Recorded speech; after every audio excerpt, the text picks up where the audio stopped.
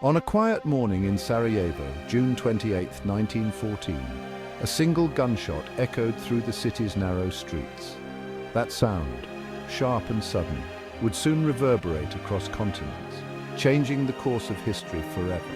What seemed at first like a local tragedy would become the spark that set the entire world ablaze. Gavrilo Princip, a 19-year-old Serbian nationalist, stepped from the crowd and fired two fatal shots. His targets were Archduke Franz Ferdinand, the heir to the Austro-Hungarian Empire, and his beloved wife, Sophie. In an instant, the hopes of a dynasty were extinguished, and the fate of millions was sealed. News of the assassination spread like wildfire. Headlines screamed across Europe, and crowds gathered in shock and disbelief. The act shattered a century of relative peace, ending what many called the long 19th century, and ignited the conflict that would become known as the Great War. Before that fateful day, Europe was a continent of glittering cities, thriving industry, and scientific progress. Cafes buzzed with conversation, trains sped across the countryside, and a sense of optimism filled the air. It was an age of invention and ambition, where the future seemed bright and limitless. Yet beneath this surface of prosperity, old rivalries, jealousy, and fear simmered quietly. Empires eyed each other warily, their leaders locked in a tense dance of diplomacy and suspicion. Alliances were forged and broken, and every nation wondered who might strike first. The great powers, Britain, France, Germany, Russia, Austria, Hungary, watched each other with suspicion, convinced that only strength and military might could guarantee their survival. Armies grew larger, weapons more deadly, and the mood across the continent grew ever more anxious. The balance of power was unraveling. New ambitions clashed with old grievances, and nationalist movements stirred unrest in every corner of Europe. Borders shifted, alliances tangled, and the continent became a web of competing interests and unresolved tensions. Europe was like a tightly wound clockwork mechanism, its gears grinding ever faster, ready to snap at the slightest provocation. The people sensed the tension, but few could imagine how close they stood to disaster. The assassination in Sarajevo was not the sole cause of the war, but it was the final push that toppled a fragile system already on the brink. The world watched in horror as alliances activated and armies mobilized. The real causes of the war ran much deeper, woven into the politics of empires, the struggles of economies, and the hopes and fears of millions of ordinary people. Nationalism, imperialism, and the race for power all played their part in creating a world ready for conflict. To truly understand how one shot could lead to a global disaster, we must look beyond the headlines and examine the powerful forces that pushed Europe toward the abyss. It was a tragedy years in the making, with roots that stretched deep into the past. On the eve of war, the world stood unknowingly on the edge of catastrophe. People went about their daily lives, unaware that the old order was about to collapse and that nothing would ever be the same again. Before the war, Europe was ruled by mighty empires: Britain, Germany, Austria, Hungary, and Russia. Industrial growth fueled national pride and fierce competition. Cities swelled, factories boomed, and nations measured greatness in steel, railways, and fleets. But prosperity bred anxiety. Every nation feared being outpaced. Leaders saw international relations as a zero-sum game, using diplomacy as intimidation.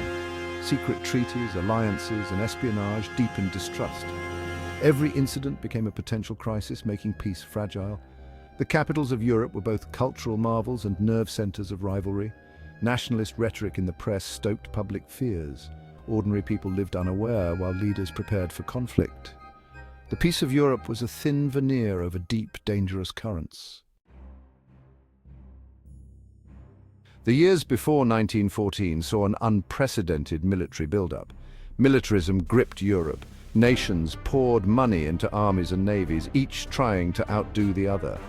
Conscription created massive standing armies, and generals gained enormous influence. The naval arms race between Britain and Germany was especially fierce, with both building ever more powerful battleships. On land, Germany and France raced to expand their armies, while Russia struggled to keep up. France sought revenge for past defeats. Germany crafted aggressive war plans. Each new weapon or strategy triggered escalation. War was seen as a legitimate tool of policy, a test of national strength. Europe was not just armed, but mentally prepared for conflict. All that was needed was a spark. In the decades leading up to World War I, Europe's great powers, driven by fear and ambition, constructed a complex and rigid system of alliances. Each nation sought security in a world of shifting loyalties and rising tensions, believing that binding treaties would guarantee their safety and deter aggression from rivals. Yet, these alliances would ultimately prove to be a double-edged sword. The Triple Alliance, composed of Germany, Austria-Hungary and Italy, was formed with the promise of mutual defense. However, beneath the surface, Italy's commitment was uncertain, as its interests often conflicted with those of its partners. This alliance was meant to present a united front, but cracks were already visible. In response, the Triple Entente emerged, uniting France, Russia and Britain. This coalition was forged largely out of concern over Germany's growing power and influence in Europe. The Entente was less formal than the alliance, but its members were bound by a shared sense of threat and the need for balance. These alliances, intended to maintain peace and stability, instead created a dangerous tripwire effect. The idea was that no single nation would dare attack another, knowing it would trigger a wider conflict. But this logic made Europe more volatile, not less. Any local dispute, no matter how small, now carried the risk of escalating into a continent-wide war.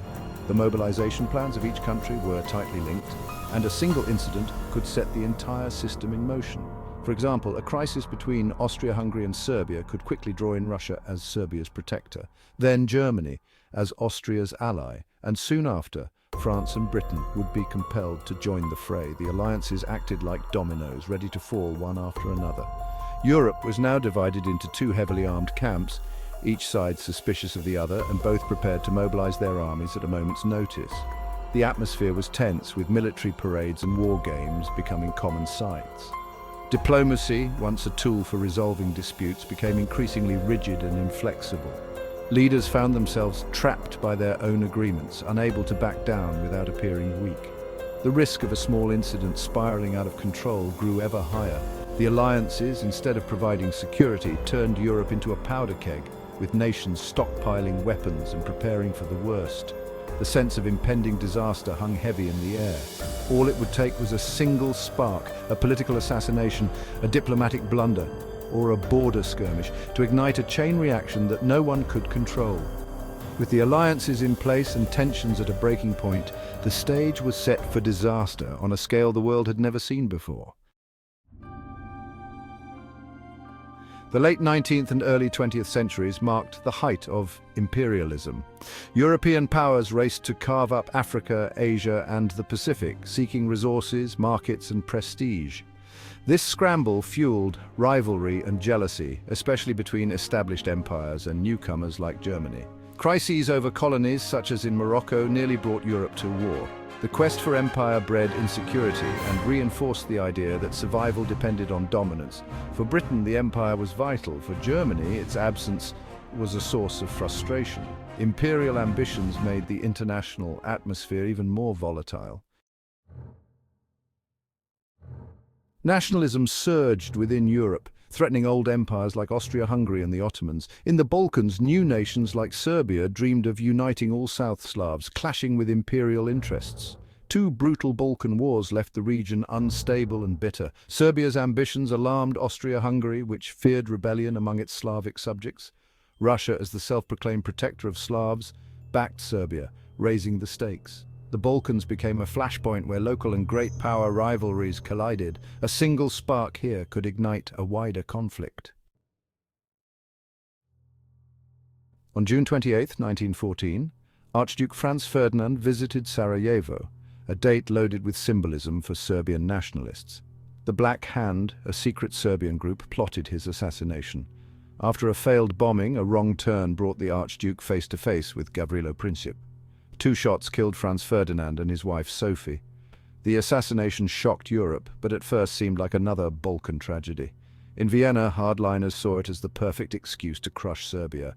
Convinced of Serbian complicity, Austria-Hungary demanded action. War seemed the only answer. But before moving, Austria-Hungary needed Germany's support. This next step would turn a regional crisis into a global catastrophe. The fuse was lit. The assassination of Archduke Franz Ferdinand in Sarajevo set off a chain reaction that would soon engulf the world. This single act triggered what became known as the July Crisis, a tense month-long period of frantic diplomacy, secret meetings, and desperate telegrams between Europe's great powers. Leaders scrambled to contain the fallout, but mistrust and old rivalries ran deep. Austria-Hungary, feeling threatened and eager to assert itself, turned to its powerful ally Germany for support. Germany responded with the infamous blank check, an unconditional promise of backing, no matter the consequences. This emboldened Austria-Hungary, giving them the confidence to act aggressively. With German support secured, Austria-Hungary issued a harsh ultimatum to Serbia, filled with demands so severe that they were almost certain to be rejected. The ultimatum was less a path to peace and more a pretext for war. Serbia, desperate to avoid conflict, conceded to nearly every demand. Yet Austria-Hungary was not interested in compromise. Their true aim was to crush Serbia and reassert dominance in the Balkans. On July 28, 1914, Austria-Hungary declared war on Serbia, setting the stage for a much larger conflict. Russia, bound by Slavic ties and alliances, began mobilizing its vast army to defend Serbia. In response, Germany declared war on Russia, determined to support Austria-Hungary and assert its own power. France, allied with Russia and wary of German aggression, mobilized its forces as well.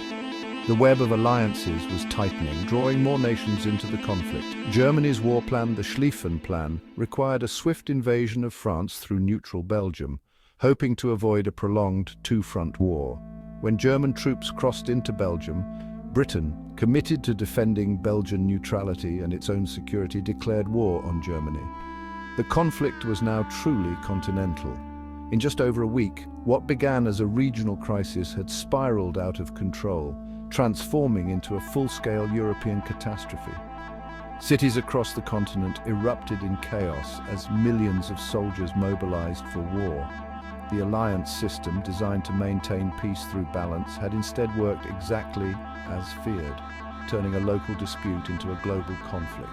The world was now at war, the dominoes had fallen, and there was no turning back.